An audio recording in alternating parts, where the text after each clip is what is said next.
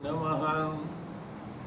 अखण्डमण्डलाकारं व्याप्तं येन चराचरं तत्पदं दर्शितं येन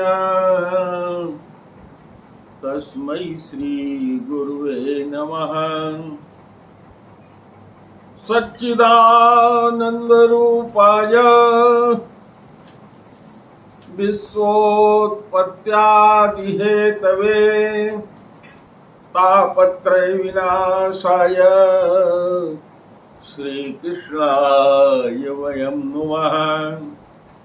यं प्रव्रजन्तमनुपेतमपेतकृत्यं द्वैपायनो विरह कातरया जुहाव। पुत्रेतु तन्मयतया तर्वोऽभिनेदु अस्तं सर्वभूतहृदयं मुनिमानतोऽस्मि। कृष्णं नारायणं वन्दे कृष्णं वन्दे व्रजप्रियम् कृष्णं द्वैपायनं वन्दे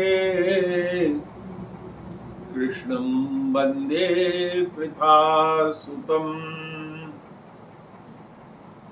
श्रीराम जय जय राम। श्री राम जय जय राम।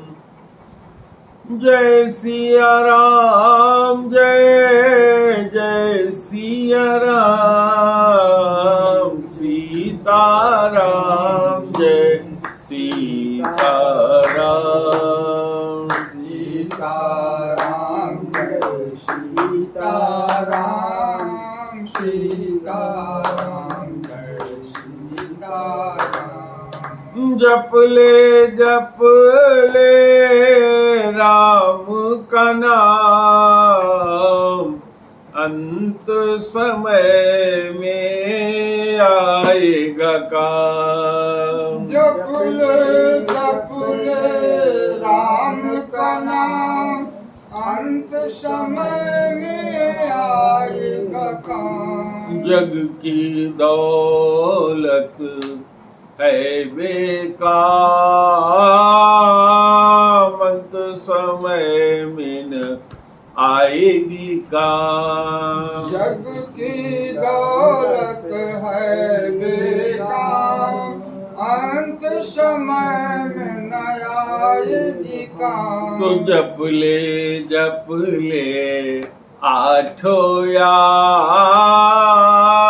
राम का नाम राम का नाम। जप ले आठो याम राम का नाम राम का नाम। एक बार प्रेम से बोलो गुरुदेव भगवान की जय। सच्चिदानंद भगवान की जय।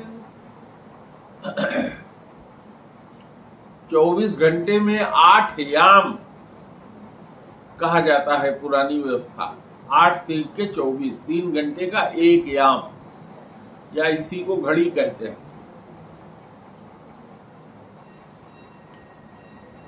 तो हर समय भगवान का नाम ध्यान में क्यों रखना चाहिए? कोई नहीं जानता कि कब उसका प्राणांत हो जाए, प्राण कब निकल जाए, कोई नहीं जानता। और जैसी मति होती है वैसी गति होती है। जिस आदमी का मन अपने इंद्रियों के वश में होगा और इंद्रियों के विषयों में लगा होगा, अपने बेटा बेटी नाती पोते में लगा होगा, अंतिम समय में वो चाहे कि वो भगवान का ध्यान कर ले, नाम भगवान का आ जाए, नहीं आएगा। अजामिल जैसा सबके साथ नहीं होगा कि अकस्मात नारायण निकल जाए। इसके लिए निरंतर अभ्यास करना होता है।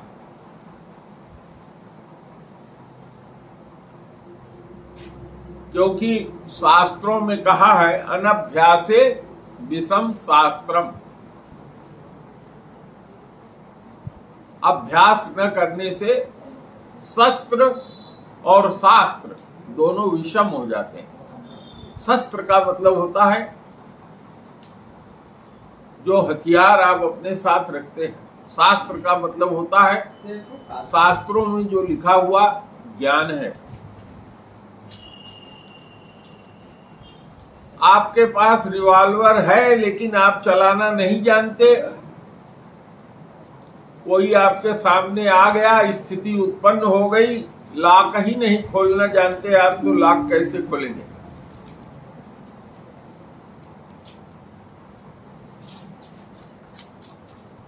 तो हमें जानना चाहिए, पहले से अभ्यास रखना चाहिए कि हम हथियार रखें। हमें जानना चाहिए कि इसका लॉक कैसे है, अनलॉक इसको कैसे करेंगे।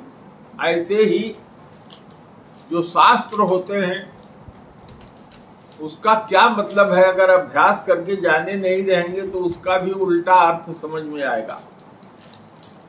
एक संस्कृत का बहुत अच्छा सुभाषितम श्लोक है, अपि शास्त्रे सुकुशला लोकाचार विवर्जिता सर्वे ते हास्यता यान्ति यथा ते मूर्ख पंडिता।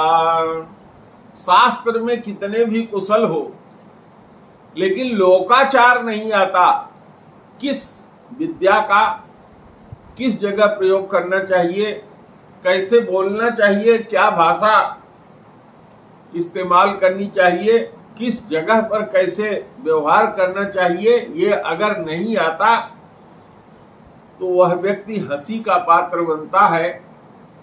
जैसे वो 4 मूर्ख पंडित बने थे। तो वो 4 मूर्ख पंडित अपने गुरु के यहाँ पढ़ने गए थे और गुरु के यहाँ से पढ़ के जब निकले तो गुरु ने पढ़ाया था महाजनः येन गतः सपन्था। महाजनः येन गतः सपन्था। महाजन यानी महान लोग जिस रास्ते से इस संसार में चल के गए हैं उसी रास्ते पर चलना चाहिए, इसका अर्थ ये था। लेकिन उसी समय नगर सेठ की मृत्यु हुई थी। राम नाम सत्य है, राम नाम सत्य है करते हुए लोग आ रहे थे और हजारों लोगों की भीड़ थी, क्योंकि बहुत संपन्न धनी आदमी था। तो एक ने पूछा एक साथी से कि बताओ भाई, हम लोग गुरु के यहां से पढ़ के आए हैं, किस रास्ते से घर चला जाए? तो उन चारों में से एक जो पंडित था उसने तुरंत सूक्ति पढ़ दिया, महाजनः येन गतः सपन्था। महाजन लोग, महापुरुष जिस रास्ते से गए हैं वही रास्ता है। तो उसका क्या अर्थ लगाते हैं सब? देखो ये महाजन है, बड़ा आदमी है। महाजन कहते हैं ना, जो ज्यादा पैसा कमाए, बनिया हो, दूसरे को उधार कर्जा देता हो, उसको महाजन कहते हैं। कहा महाजन येन गतः सपन्था। ये महाजन जा रहा है, ये जिस रास्ते जा रहा है वही रास्ता है। उसके पीछे पीछे सब चल दिए और पहुंच गए श्मशान घाट पर। तो जब वहां पहुंच गए तो दूसरे विद्वान साथी से कहा, 4 थे ना, उससे कहा कि भैया तू बताओ, गुरु के यहाँ पढ़ के आए हो, बताओ, अब तो हम लोग श्मशान पे आ गए। तो उसने कहा, एक सूत्र पढ़ा, राजद्वारे श्मशाने च यतिष्ठति स बांधवः। राजा के दरवाजे पर और श्मशान घाट में जो कोई मिल जाए उसको अपना बंधु ही समझना चाहिए। अब उसका इन सबों ने अर्थ क्या लगाया? वहां देखा तो एक गधा जो है चर रहा था घास।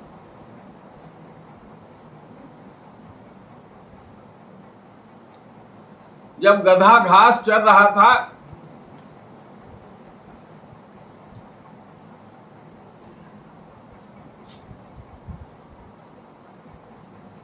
तो उसने इस श्लोक का अर्थ लगाया राजद्वारे श्मशाने च य तिष्ठति स बांधव। उसने कहा यह श्मशान घाट है, यहाँ पे हम सब लोग एकत्र हुए हैं। तो यहाँ पे ये जो गधा आया है और जो ये ऊंट है, ये दोनों भाई भाई हुए। क्यों? क्योंकि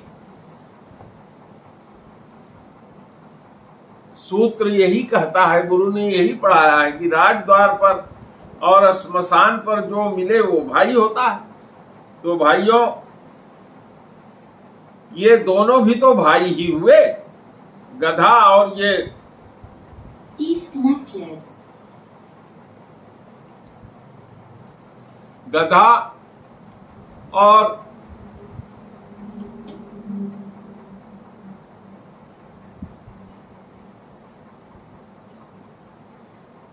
गधा और ऊंट दोनों चूंकि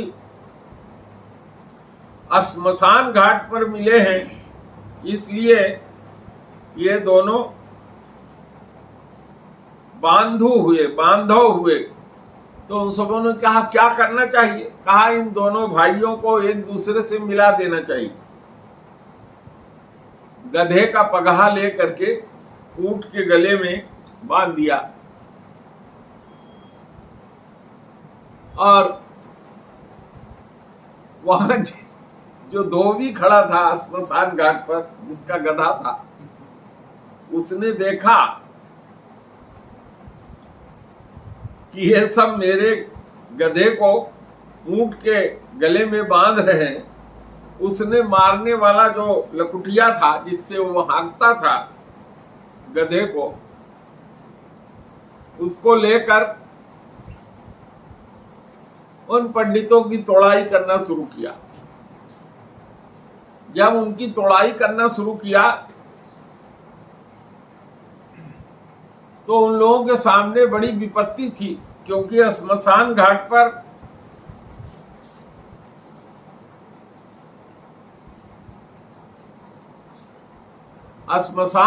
पर एक तरफ तो भीड़ लगी थी लोगों की जो जलाने आए थे, और दूसरी तरफ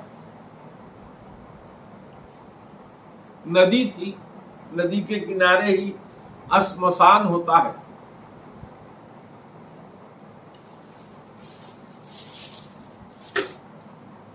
तो तीसरे से कहा, भाई तुम भी तो गुरु के यहां पढ़ के आए हो, ज्ञान बताओ कैसे क्या किया जाए। तो तीसरे ने कहा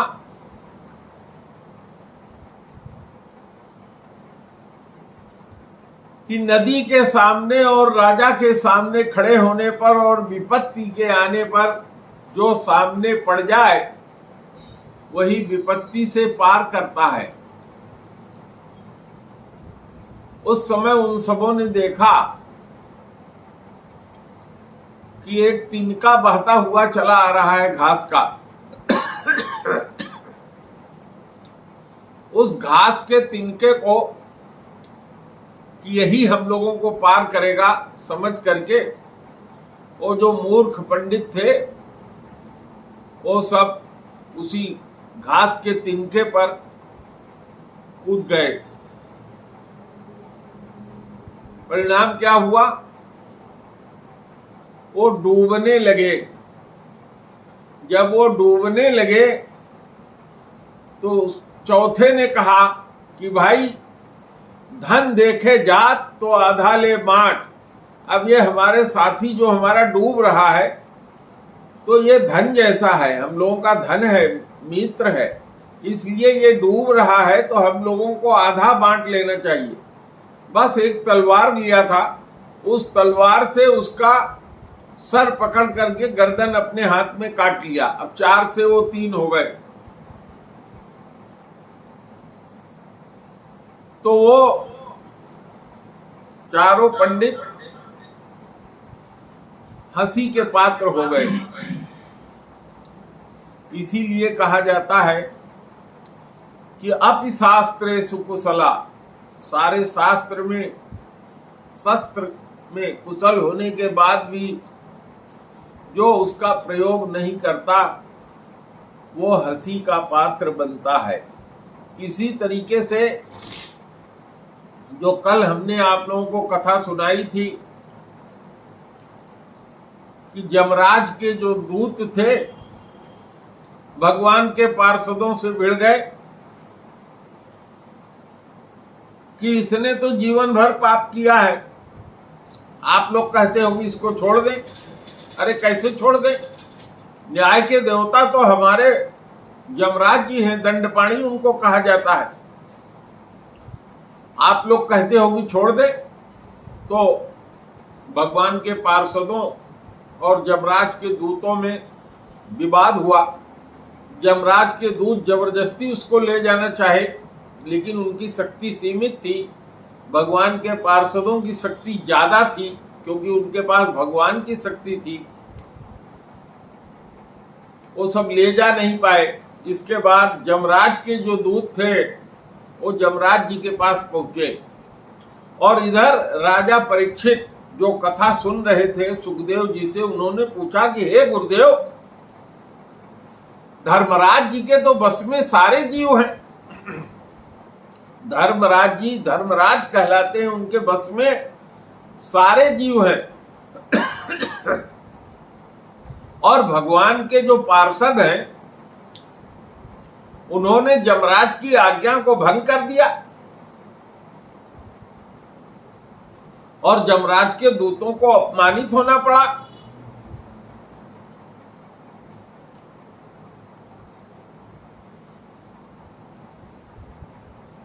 तो कहा कि हमने शास्त्र में सुना है कि अगर किसी ने किसी भी कारण से धर्मराज के शासन का उल्लंघन किया हो तो उसे दंड मिलता है। तो हे गुरुदेव, आप जो कथा सुना रहे हैं इसको सुनकर के बहुत से लोग संदेह करेंगे कि ऐसा कैसे हुआ। तो सुखदेव जी ने समझाया परीक्षित को। इसीलिए मैंने आप लोगों को चत्वारों मूर्ख पंडिता की कथा अभी सुनाई। 4 मूर्ख पंडित किस तरह से हंसी के पात्र हुए थे, जैसे यमराज के दूत बने थे। श्री सुखदेव जी ने कहा कि हे परीक्षित, जब भगवान के पार्षदों ने यमदूतों का प्रयास विफल कर दिया तब वो यमदूत संयमनपुरी, जैसे कल मैंने आप लोगों से चर्चा किया था कि सत्यलोक, ब्रह्मा जी का स्थान सत्यलोक कहलाता है। ऐसे जहां यमराज जी रहते हैं, जहां स्वर्ग नरक का दंड दिया जाता है, जहां के वो राजा हैं, उसको संयमनीपुरी कहा जाता है। तो यमराज के जो दूत थे अपने राजा यमराज जी के पास संयमनीपुरी में जाकर के उनके सामने उपस्थित हुए और उन यमदूतों ने अपने राजा यानी यमराज से कहा कि हे हमारे स्वामी, संसार के जो जीव हैं वो 3 ही तरह के कर्म करते हैं। या तो पाप कर्म करते हैं या पुण्य का कर्म करते हैं, या दोनों में पाप और पुण्य मिला हुआ मिश्रित कर्म करते हैं। तो हमने तो ये जाना था कि हे महाराज, आप ही इस तरह के पाप पुण्य कर्म का फल देने वाले हैं। तो अब लगा कि आपके अलावा भी कोई और है जो इसका फल तय करता है। कितने लोग ऐसे हैं, इसको जरा हमें बताइए। और यदि एक ही संसार में एक से ज्यादा दंड देने वाले लोग हो जाएं, तो किसको सुख दिया जाए, किसको दुख दिया जाए, अलग अलग आदमी अलग अलग निर्णय ले लेगा। क्योंकि संसार में तो कर्म करने वाले अनेकों प्राणी हैं, अनेकों जीव हैं, और उनके शासक भी अलग अलग हो गए तो कोई अलग निर्णय लेगा। जैसे इंडिया का कानून अलग है, यहाँ कानून क्या है कि कोई आदमी चोरी करे तो उसको 3 साल की सजा होगी, और अरब का कानून क्या है? चोरी करता हुआ पकड़ा जाए तो उसका चौराहे पर गर्दन तलवार से काट दिया जाए। तो अलग अलग व्यवस्था हो गई ना। यही डाउट था यमराज के दूतों में।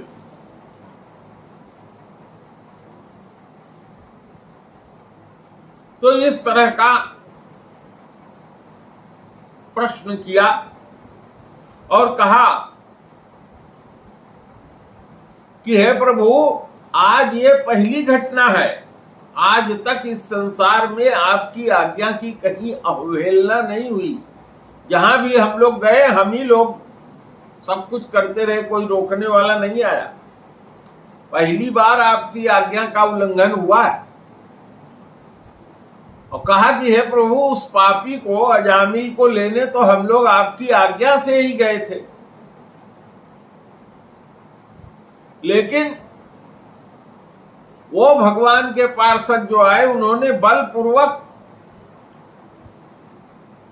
हम लोगों से उसको छुड़ा लिया, उस अजामिल नाम के पापी को। अब ये इसका रहस्य जानना चाहते हैं।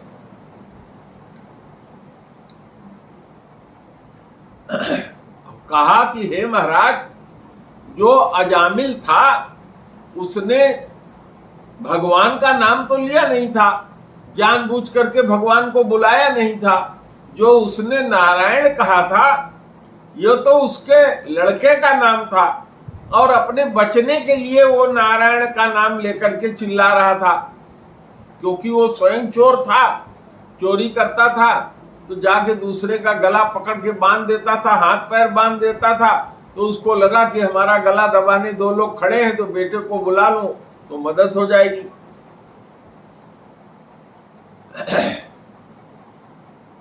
तो महाराज, उसने भगवान का नाम तो पुकारा नहीं, अपने बेटे का नाम पुकारा। तो जब यमराज के दूतों ने इस प्रकार का प्रश्न यमराज से किया, तो यमराज जी बहुत प्रसन्न हुए। और प्रसन्न होकर के सबसे पहले उन्होंने श्री हरि के चरणों का स्मरण किया,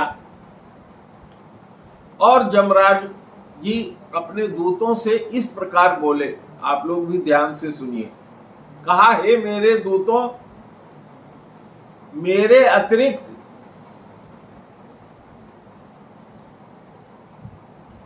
जो इस चराचर जगत के स्वामी हैं, वो कोई और ही हैं। वो मेरे भी स्वामी हैं, मैं भी उनका नौकर हूं। कहा, उन्हीं के अंदर जैसे वस्त्र के अंदर बहुत से सूत समाये होते हैं, उसी तरह से जगत के स्वामी वही हैं, और हम सब लोग उन्हीं की आज्ञा का पालन करके भांति भांति का कार्य करते हैं। कहा कि उन्हीं के अंश ब्रह्मा है, उन्हीं के अंश विष्णु है, उन्हीं के अंश शंकर है।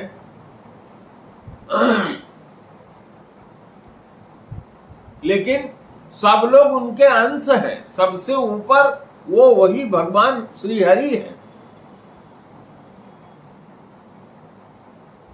भगवान श्री हरि ने जैसे बैल को नाथ दिया जाता है, उस तरह से सारे संसार को, सबको अपने अधीन करके रखा है।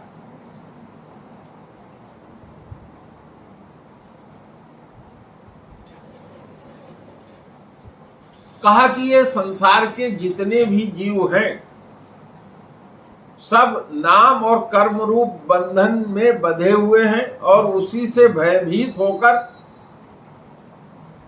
वो अपना कर्म करते रहते हैं। यमराज जी ने कहा, हे मेरे दूतों, सुनो, इस ब्रह्मांड का, धरती लोक का पालन करने के लिए 14 लोकपाल नियुक्त हुए हैं। उनका मैं नाम बताता हूं, सुनो। उन्होंने कहा, मैं, यानी मैं यमराज।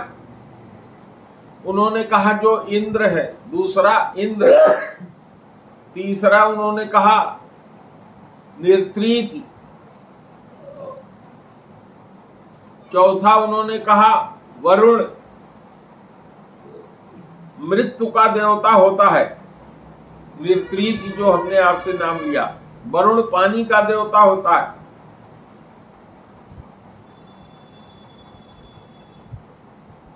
चंद्रमा अग्नि, शंकर, वायु, सूर्य, ब्रह्मा, 12 आदित्य, विश्व देवता, 8 वसु,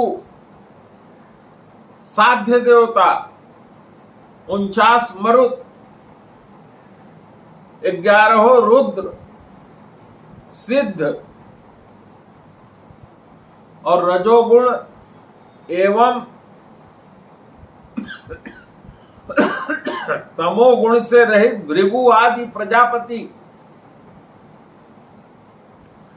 सारे बड़े बड़े देवता सब सत्व के प्राप्त होने पर उनकी माया के अधीन होकर के कार्य करते हैं और अपना जीवन चक्र समाप्त होने पर ये लोग भी मर जाते हैं, समाप्त हो जाते हैं। कहा भगवान कब क्या किस रूप में करना चाहते हैं कोई नहीं जानता, भगवान ही जानते हैं। तो और कौन जान सकता है कि भगवान क्या करना चाहते हैं। उन्होंने अपने दूतों को समझाया कि हे दूतों, जैसे घट और पट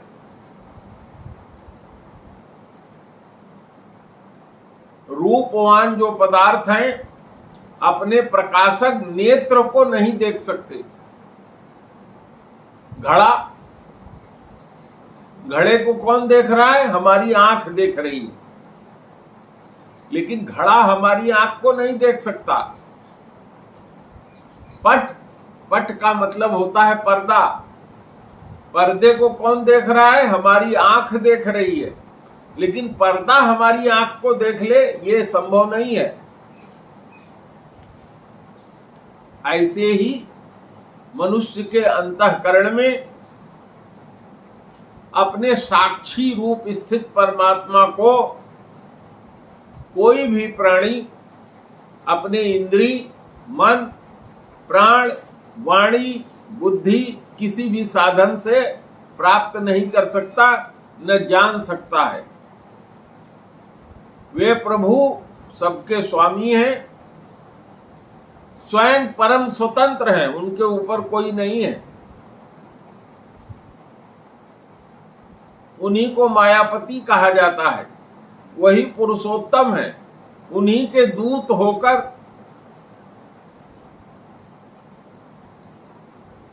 हम लोग कार्य करते हैं। जिस परमात्मा की मैं बात कर रहा हूं उनके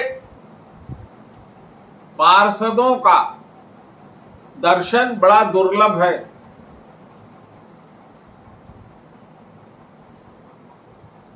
भगवान के जो भक्त हैं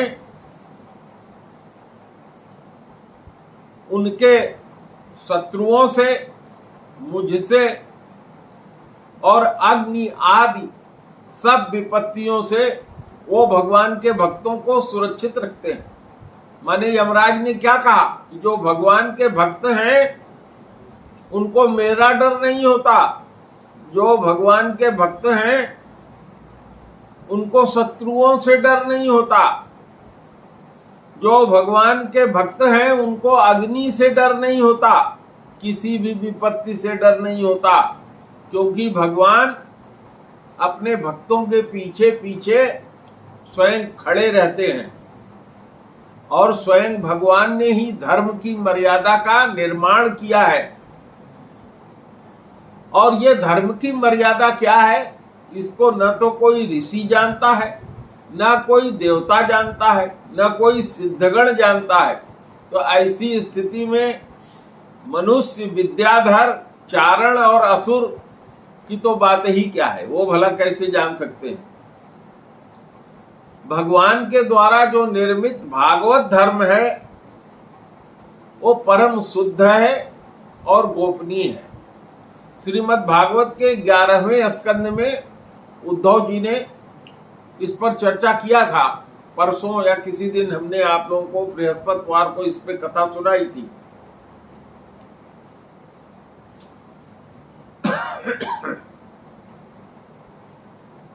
दूतों, जो भगवान का भागवत धर्म का रहस्य है उसको कौन कौन लोग जानते हैं, ये मेरे से सुन लो।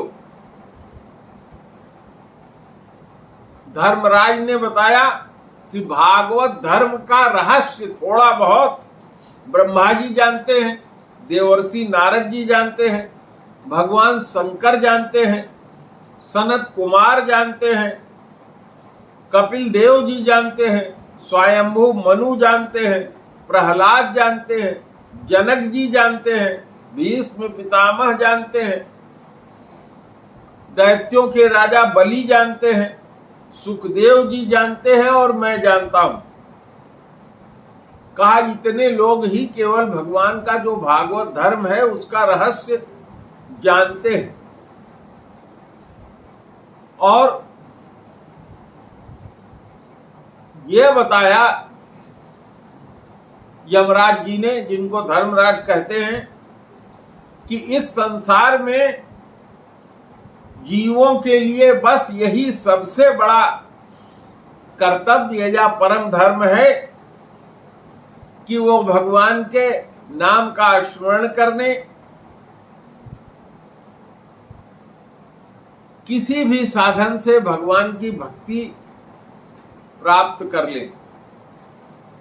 और भगवान के नाम के उच्चारण की महिमा तो तुम लोगों ने देख ही लिया कि उसमें अजामिल जैसा पापी भी केवल एक बार नाम का उच्चार किया और मृत्यु पाश से छुटकारा पा लिया। तो जो प्रतिदिन भगवान के नाम का स्मरण करता है, ध्यान करता है, भजन करता है, उसके कल्याण के बारे में तो सोचना ही क्या है।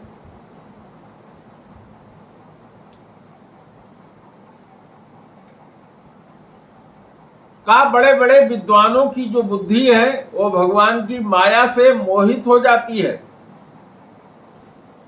कर्म के फल बड़े मीठे होते हैं और भाषा अर्थवादिनी होती है। माने एक ही शब्द के अनेकों अर्थ होते हैं। और यज्ञ, व्रत, याग आदि कर्मों में ही लोग संलग्न रहते हैं।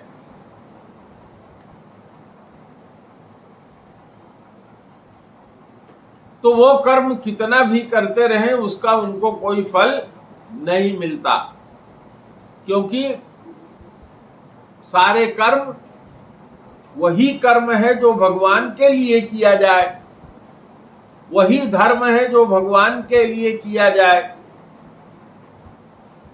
वही कार्य है जो भगवान के लिए किया जाए।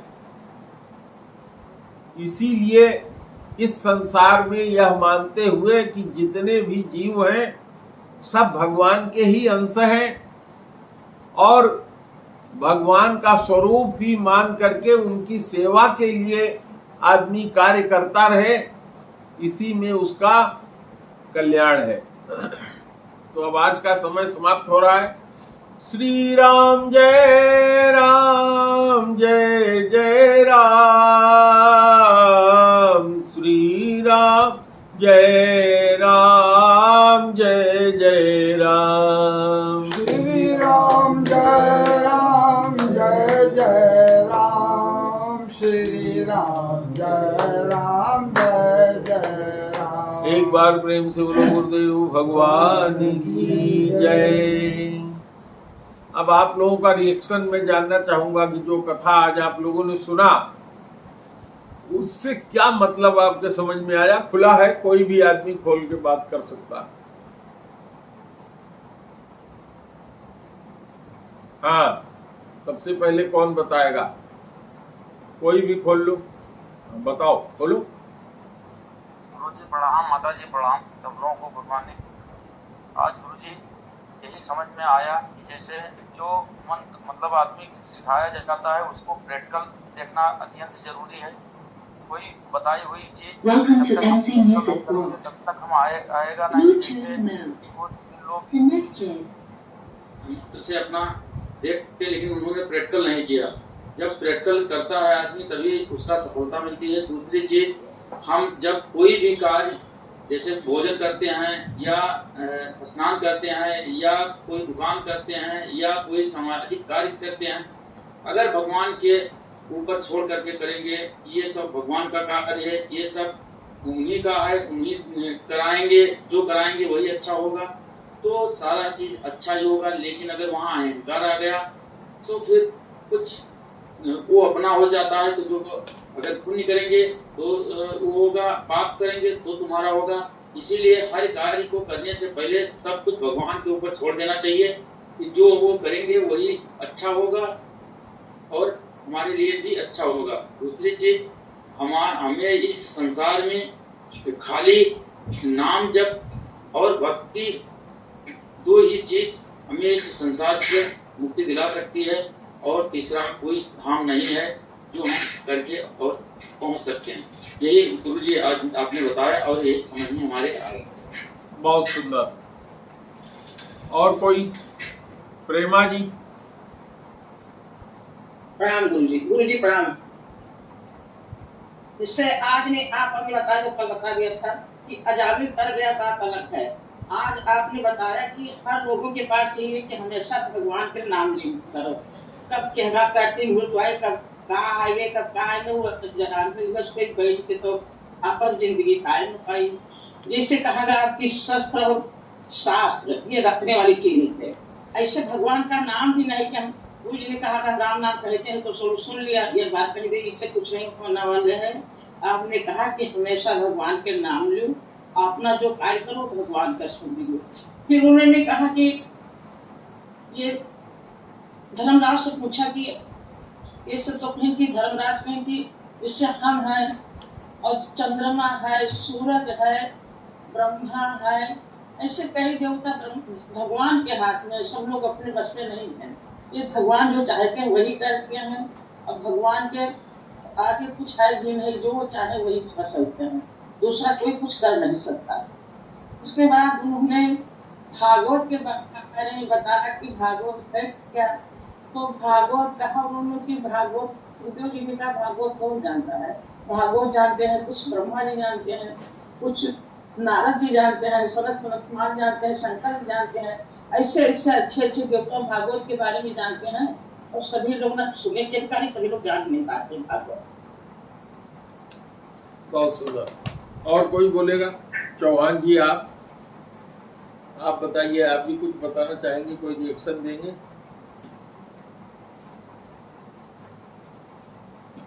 आपके माध्यम से हमें पता लगा अजामिल जो था पापी घोषित था, वो जीवन भर दुष्कर्म करता है, पाप करता है, चोरी करता है। क्षण मात्र के लिए अगर हरि का नाम लेता है तो सभी भक्तों से ज़्यादा वो प्यारा हो जाता है कि भगवान ये जानते हैं ये मुक्त होना चाहता है, और हमारे अंतिम समय में ये हमारी शरण में आया है, उसको सर्वोच्च पद देकर उसको मुक्त करना। बहुत सुंदर। आप लोग भी कुछ करना चाहेंगे?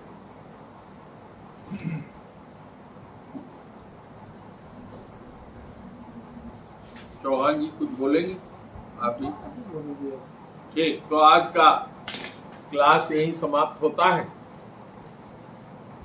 जो कुछ भी धर्म कर्म उपाय है सब भगवान के लिए ही समर्पित करके करना चाहिए।